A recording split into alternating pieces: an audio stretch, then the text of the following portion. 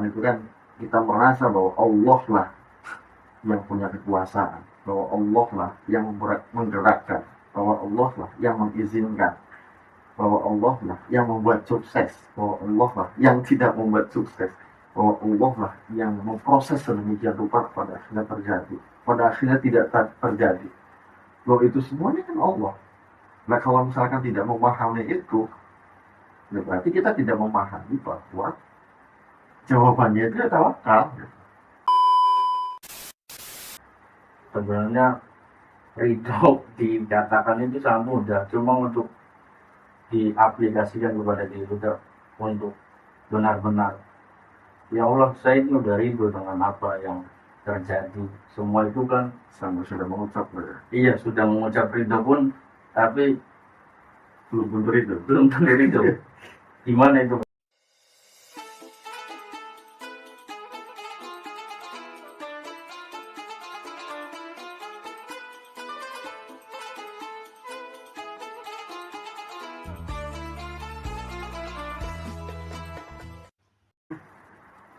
Idza azamta fatawakkal 'ala Allah.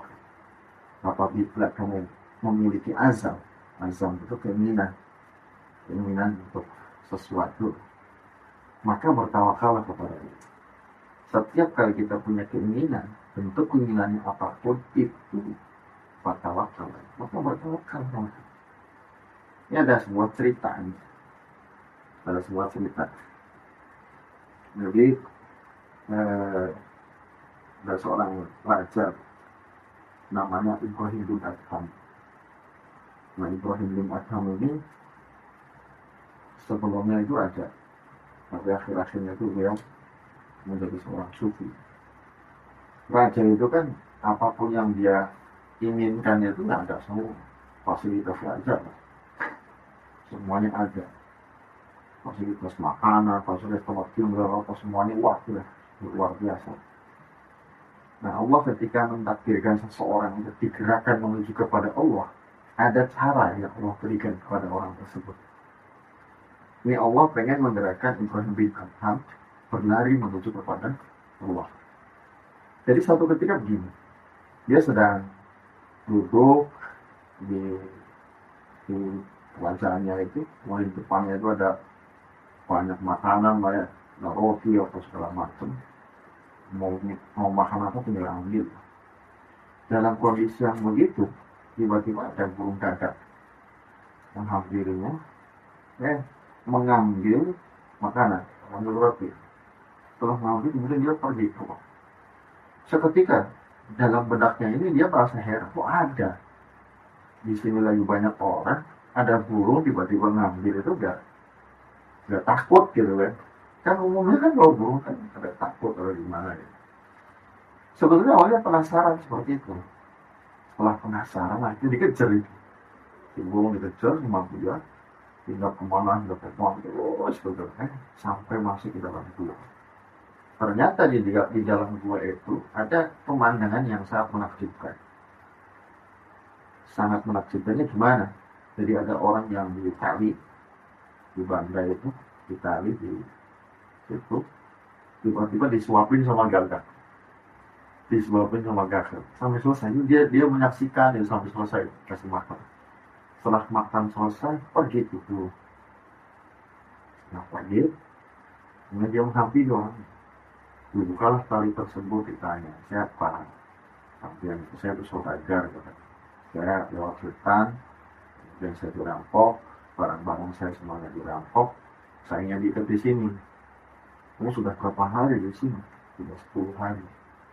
Wah, sudah 10 hari. Kamu makannya gimana? Ya itu tadi gagak. Setiap hari itu, setiap saya lapar itu, gagak itu mencarikan makanan buat saya. Dan sampai dengan saat sekarang ini saya hidup, itu ya dikasih gagak tadi. Minumnya gimana? Ya itu lagi ngambil minum, katanya. Disuapin juga sama gagak. Nah, coba kondisi yang semacam ini itu apa? Orang yang sedang di banda itu kan berarti tingkat ketawakalannya sama Allah luar biasa. Dia sudah bisa apa? Dirantai gitu kan tangannya. Dia sudah sehingga bisa melakukan apa itu. Kalau ada binatang buas juga dia tidak bisa lari gitu kan. Kalau misalkan ya menunggu mati lah istilahnya kalau tidak ada yang menolong. Tapi ternyata apa? Ketika seseorang ditakdirkan masih hidup oleh Allah Subhanahu wa taala dengan cara gagah itu bisa. Jadi dengan cara Allah menggerakkan gagah itu bisa. Sampai disuapin, sampai selesai. Ini tingkat tawakal yang begitu dahsyat. Ya. Nah, Ibrahim bin Adham melihat hal yang semacam itu merasa malu sekali. Ya Allah, ini orang hidup dikasih hidup sama engkau itu melalui gagak. Saya tuh bergelimpangan harta, ada semua dalam istana saya. Saya merasa malu. Gara-gara lihat itu dia menuju kepada Allah. Jadi hidupnya, pikirannya, hatinya itu dia kepada Allah semua. Cuma hanya melihat fenomena yang tadi. Itu kan contoh fenomena. Padahal kan setiap fenomena yang ada di dalam diri kita, di sekitar kita, itu semuanya sebetulnya iktibar dari Allah. Semuanya ya, tanpa terkecuali. Kita ketemu sama orang, kita ketemu sama teman, sama tetangga, apa semua itu. Itu adalah iktibar yang dari. Cuma kan ada orang yang langsung bisa melihat bahwa itu dari Allah. Ada yang kadang-kadang harus disentuh dulu dengan tadi kayak Ibrahim bin Adham, disentuh dengan kondisi yang mengerikan lah.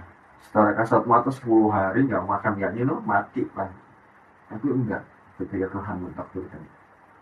Dia tinggalkan kerajaannya, lalu kemudian dia lari pergi ke Makkah, dia haji apa segala macam, hanya dari orang yang sederhana, dan ini dia tidak orang sufi dan diangkat jadi wali Allah, kekasih Allah. Begitu. Nah ini kondisi kondisi seseorang. Ini kita bisa mengambil iltifat. Pasti kejadiannya beda-beda antara diri kita sama orang-orang yang lain itu. Kita pun sering dihadapkan dengan kondisi-kondisi yang semacam tadi. Makanya ya nggak mesti kemudian kita menunggu takdir yang menakjubkan semacam itu dulu. Nah, setiap takdir itu kan semuanya sudah menakjubkan. Mana yang tidak menakjubkan? Ya kan? Makanya lihat semua takdir itu semuanya menakjubkan. Misalnya kau akan bisa selalu memandang keindahan kamu. Gitu. Ada pertanyaan masuk nih dari Kang Heri Snadi. Mengapa manusia harus bertawakal kepada Allah dan jelaskan darinya? Mengapa manusia harus bertawakal? Satu, karena memang perintah dari Allah Subhanahu wa taala. Wa idza azamta fatawakkal 'ala Allah.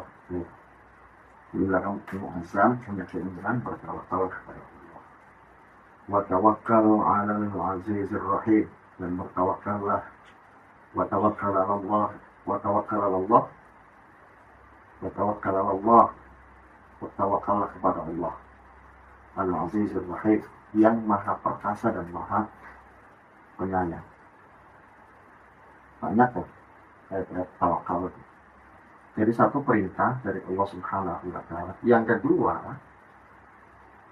bahwa tawakal ini adalah merupakan syarat agar seseorang itu mampu merasakan bahwa Allah membersamainya. Allah itu membersamainya. Kita ini kan selalu dibersamai, ya kan? Nggak bisa ini sedetik pun nggak bersama Allah tuh nggak bisa. Kita ini selalu dibersamai sama Allah. Loh, pentingnya apa tawakal? Perlunya apa tawakal? Lah kalau misalkan kita tidak menganggap penting tawakal, inilah sangat sombong sekali ya. Karena sudah tidak ada Allah sebagai tempat bergantung, kepasrahannya.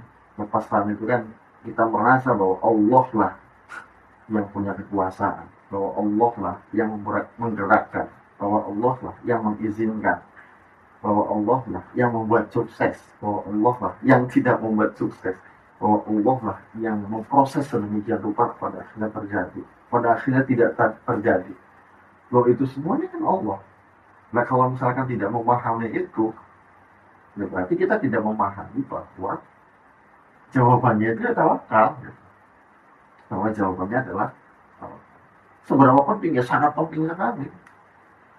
Malah harus ada dalam setiap orang tawakal. Jadi menjaga ketawakalan, yaitu lewat wahid ala kulli hal, dimanapun dan kapanpun kita sedang berada, dalam keadaan apapun, ya harus ada tawakal, ada sebuah pasrahan. Gampangnya menjaga ta'aluk kita kepada Allah Subhanahu wa Ta'ala. Begitu. Ini dong, saya masih tertarik dengan yang dibahas tadi tentang kita itu bisa tawakal dan bisa berpasrah ketika ataupun yang disebut kita menuju Allah itu harus mengetuk pintunya dengan ridho tadi lah. Ini saya masih tertarik di situ lah. Kadang saya sendirilah contohnya gitu lah. Untuk bicara ridho kan kalau diucapkan mungkin mudah, tapi sebagai manusia yang tadi disebutkan memiliki nafsu dan akal, betul, ketika kita ada di sebuah kondisi atau kejadian yang tidak kita inginkan, ya itu lah sebenarnya ridho dikatakan itu sangat mudah, cuma untuk diaplikasikan kepada diri kita untuk benar-benar, ya Allah, saya itu udah ridho dengan apa yang terjadi. Semua itu kan Sama sudah mengucap, ya. iya sudah mengucap ridho pun, tapi Belum tentu itu. belum tentu ridho. Gimana itu kan? Ya memang awalnya dipaksa ridho dulu kadang-kadang. Dipaksa untuk ridho. Itu kan proses ya. Orang merasa bahwa dirinya sudah betul-betul rela. Itu kan setelah diterbang sedemikian rupa. Gagal lagi, tidak enak lagi gitu kan. Sampai betul-betul menemukan bahwa Allah gitu. Nah, menyadari itu sebetulnya adalah mengkoneksikan hati kita kepada Allah. Nah, mengkoneksikan hati itu ya dengan gambaran-gambaran tadi. Maka belajarnya itu ya sebetulnya lihatlah segala kondisi yang terjadi ini, di situ ada af'alnya Allah. Ada pekerjaan Allah yang sedang terjadi. Di balik segala sesuatu itu ada Allah. Af'al. Makanya kalau berbicaranya af'al, orang yang sudah dipancari cahaya af'alnya Allah, maka orang itu akan menyadari betul bahwa yang menggerakkan, yang mendiamkan itu Allah. Tersadarnya ada sebuah kesadaran. Tuhannya, ini tidak pernah ada sesuatu. Oh, melihat fenomena orang lain, itu Allah yang membuat. Itu Allah yang membuat. Karena kita menjadi orang yang mulia, ketika Allah mentakdirkan menjadi orang yang mulia, bahwa seorang ditakdirkan akan menjadi orang yang mulia, maka misalkan seluruh manusia, seluruh setan, seluruh jin, semuanya berkolaborasi dalam rangka untuk menghinakan orang tersebut, itu nggak bisa. Nah, karena Allah sudah berkehendak orang itu akan menjadi orangnya. Begitu juga kebalikannya. Allah menginginkan seseorang, misalkan itu orang belum beres, maka akan menjadi orang itu. Semuanya berkolaborasi dalam rangka agar orang itu terlihat mulia. Dia nggak bisa. Nah, itu adalah keta'allukan kita kepada Allah Subhanahu wa Ta'ala, bahwa memandang segala sesuatu itu kan apalnya Allah. Jadi awalnya mungkin ya dipaksa dong, nggak apa dipaksa itu ya Allah ini, ya Allah masih sakit tuh, ya kan, sudah ngomong ini, hati sudah ngomong, ya Allah aku ridho, tapi kok masih sakit, ya ngomong lagi aja, ya Allah ya Allah saya ridho. Itu sering-sering mengucapkan saya ridho, muncullah ridho dalam hati ini. Kadang orang itu belum bisa ridho karena hatinya belum ngomong. Kalau hati itu kan harus sore mengatakan bahwa saya ridho. Gitu. Kalau sudah dalam kondisi kemudian tidak harus berbicara, tapi sudah ridho, beda. Kalau ini sedang diprosesnya, katakan saja. Allah saya ridho, walaupun awalnya pura-pura ridho. Dan orang bisa ridho pun itu ya anugerah dari Allah juga. Kan yang menggerakkan Allah. Ketika dimunculkan keridoan ya dari Allah juga. Bisa karena terbiasa. Nah itu kalau secara proses. Nanti lah membahas tentang ridho, nanti kita akan ada sesi khusus tentang masalah itu. Karena ridho itu termasuk ke dalam makom spiritualitas juga. Sampai dari lagi tobat, waro, dan syukur. Dan sekarang kita berbicara tentang tawakal, makom semua, termasuk nanti ada makom ridho. Kemarin sabar ya. Nah itu termasuk makom. Nah makom ini sebetulnya ini kita dalam rangka semuanya sedang belajar. Dan saya sendiri, saya niatkan sedang belajar, bukan orang yang paling tahu. Makanya ya, ketika ada orang yang menyanggah kalau penjelasan misalkan itu kurang tepat, ya saya masalah, silakan saja. Karena ya sedang belajar. Begitu. Ini kan, ini pertanyaan yang terbesit dari benak saya pribadi. Tapi nggak curhat ya. Enggak kan? Enggak curhat. Kita kan dari awal ya bahwa tawakal itu pasrahkan kepada Allah. Nah, itu seringkali ini fenomena di Indonesia kan, ketika ada orang mau punya hajat tuh, kita kadang-kadang nyambat tuh kan, oh hujan kayak gitu, gimana kan? Nyambat hujan. Sedangkan kita kan dari awal di perintah untuk tawakal pada Allah. Ya, versinya begini. Ada ranah di mana kemudian bisa asam Pak, kita punya keinginan kita pengen mengatakan hajatan. Ini keinginan. Dalam benak itu hajatan itu kan harus baik lah, harus akan menghormati orang banyak di sana sini dan seterusnya. Termasuk kita berpikiran bahwa hujan itu secara logika manusia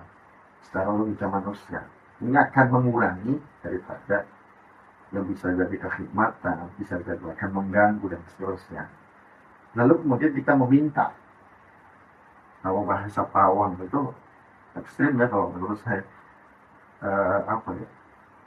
kita sedang berdoa saja, kita berdoa meminta kepada Allah agar tidak hujan. Kalau doa itu kan boleh-boleh saja. Adapun keputusannya nanti hujan atau tidak hujan ya tetap Allah juga. Nah ketika misalkan keputusannya adalah tidak hujan, kita melihat bahwa itu sebab doa ya? Atau gimana? Harusnya. Nah yang harus kita pahami bahwa ketika Allah menginginkan waktu itu tidak hujan, kadang-kadang Allah menggerakkan untuk berdoa dulu. Jadi doanya itu yang menggerakkan Allah juga. Kemudian meminta agar tidak hujan, dikabulkan, tidak hujan. Ya Allah juga. Maka kalau yang semacam itu gimana ya, tidak masalah. Tapi kalau misalkan hujan berkuah gara-gara pawang hujannya langka, itu misalnya, ya kan? Nah kondisi yang semacam itu gimana? Nah, jadi positioning hati kita memandang terhadap apapun itu bentuknya, lalu kemudian di sana kita sedang menghadirkan Tuhan. Kalau dalam kondisi sedang menghadirkan Tuhan terus aman, kita masih aman. Artinya aman itu ya kita masih menjaga batiniah kita tetap bersama dengan begitu. Kalau aja nih. Itu bentuk ikhtiar buat lo. Di doa itu kan ikhtiar syariat ya.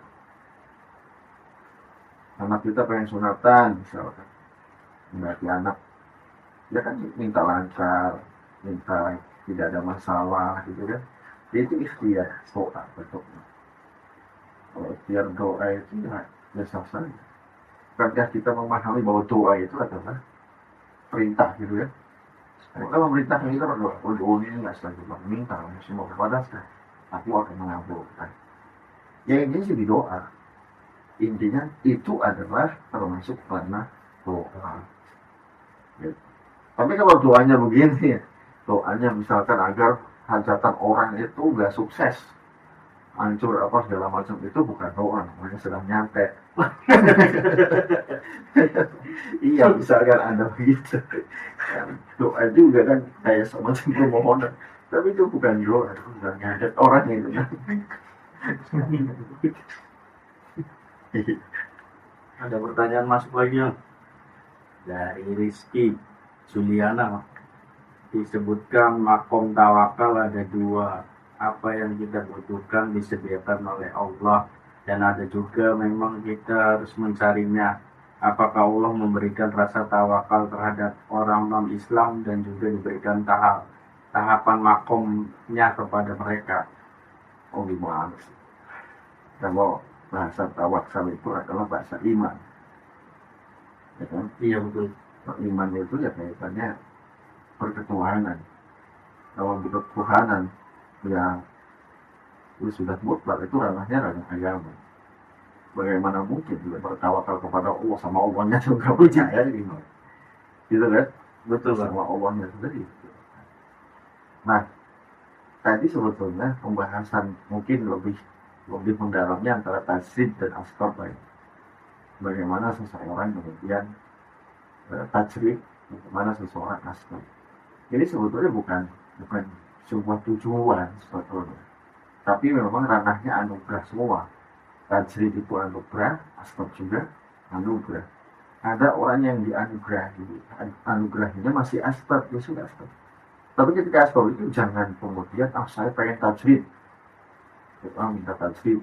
Yang enggak, itu kan membahasnya kondisi makom seseorang. Ada yang sudah tajrid, kondisi seseorang, ada yang masih asbab. Nah, kita memahami kita di mana, di tajrid atau di asbab.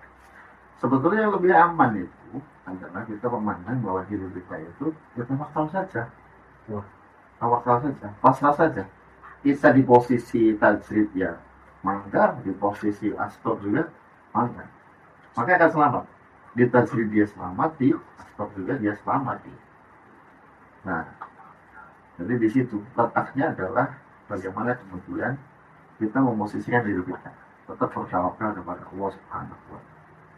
Jadi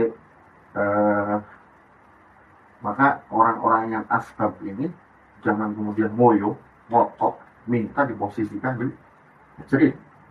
Enggak lah, itu kan anugerah. Makanya orang yang menuju kepada Allah itu tidak pernah berbicara tentang posisimu sekarang di mana.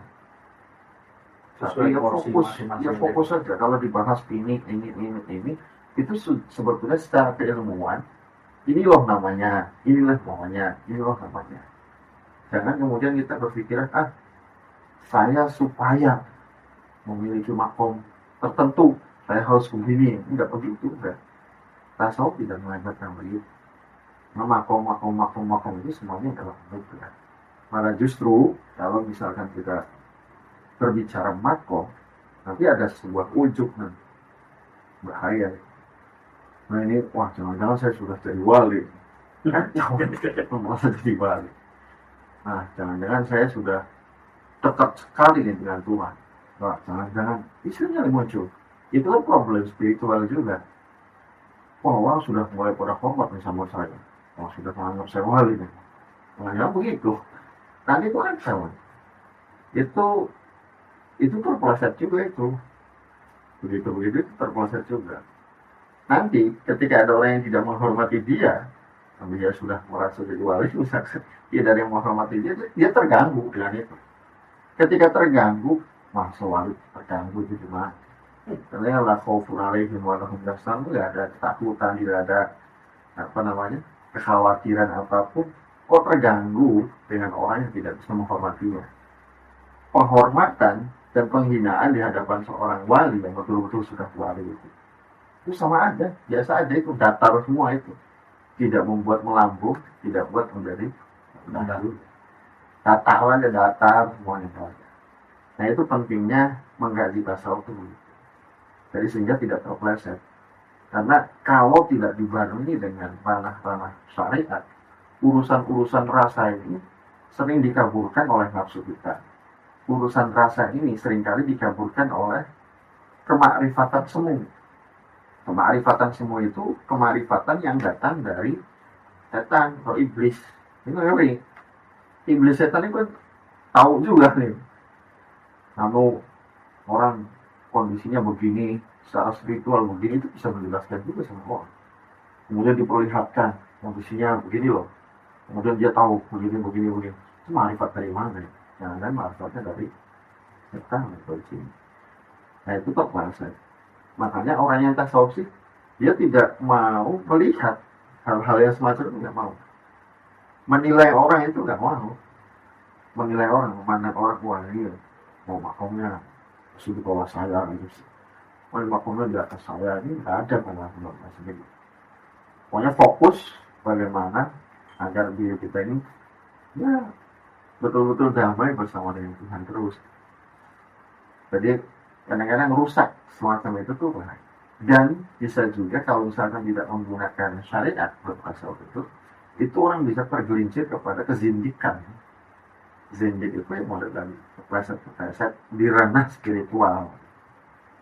Tapi bisa bahaya ini rasanya sudah di alam jabarut, di alam lakut, di mana-mana takut.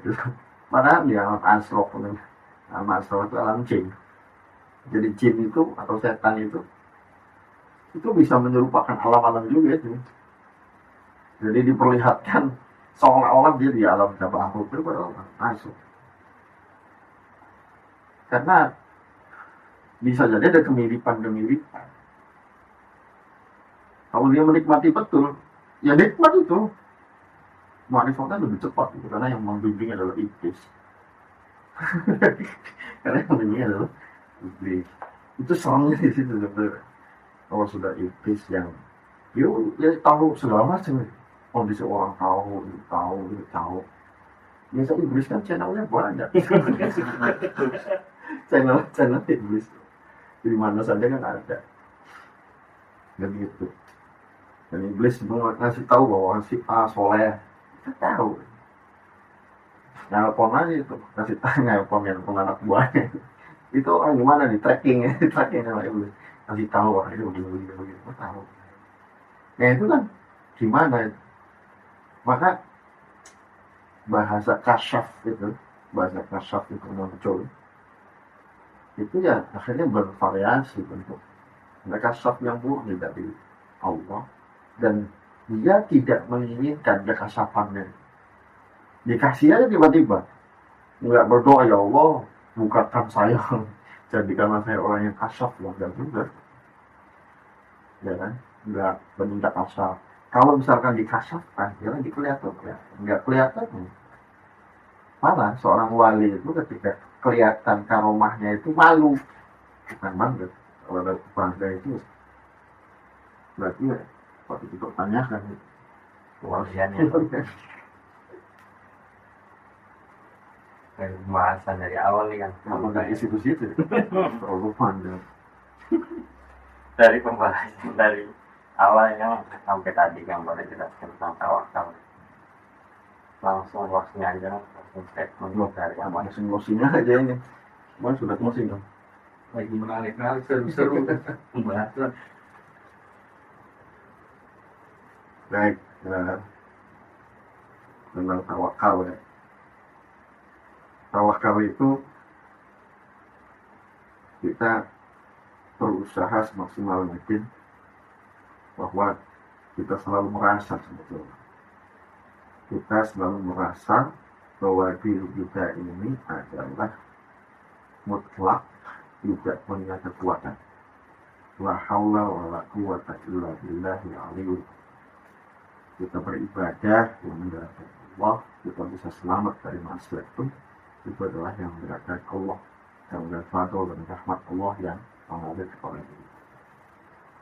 Maka karena Allah Samad, Allah itu tempat bergantung segala sesuatu, makanya sebetulnya dengan ketawakalan ini kemudian kita tambahkan, kita kuatkan iman kita kepada Allah Subhanahu wa Ta'ala, kita gantungkan seluruh apa yang ada pada diri kita ini secara totalitas kepada Allah Subhanahu wa Ta'ala, maka nanti akan muncul hakko tawakkulihi. Kalau sudah hakko tawakkulihi itu ya dia sudah betul-betul berdamai dengan semua keadaan yang ada pada dirinya. Dia tidak terpengaruh dengan apapun itu, wujud bentuk yang sangat mempengaruhi diri. Tidak ada sama sekali. Yang ada bahwa aku bergantung kepada Allah, Allah selalu ada pada diri. Jadi ketika sudah semacam itu, ya insya Allah kita akan bisa menjaga tawakal kita kepada Allah Subhanahu wa Ta'ala. Gitu. Jadi dalam tema malam hari ini, tawakal itu mengingatkan kita bahwasanya kita sebagai abd, sebagai hamba Allah, dan tawakal itu jangan dijadikan sebagai opsi terakhir dalam kita melakukan proses menuju Allah. Sandarkan terus diri kita kepada Allah. Tawakal itu proses atau perjalanan awal. Dari awal kita tawakal pasrah kepada Allah. Tambahnya selalu disebut dalam tiap pertemuan kita minallah. Kita juga harus ingat bahwasanya kita sebagai manusia, kita itu kecil dan Allah itu maha perkasa. Terakhir, salah satu tangga menuju langit adalah tawakal, maka dari itu kita harus pasrahkan semuanya, apapun yang kita lakukan kepada Allah. Saya akhiri. Allahumma wassalamualaikum warahmatullahi wabarakatuh. Waalaikumsalam.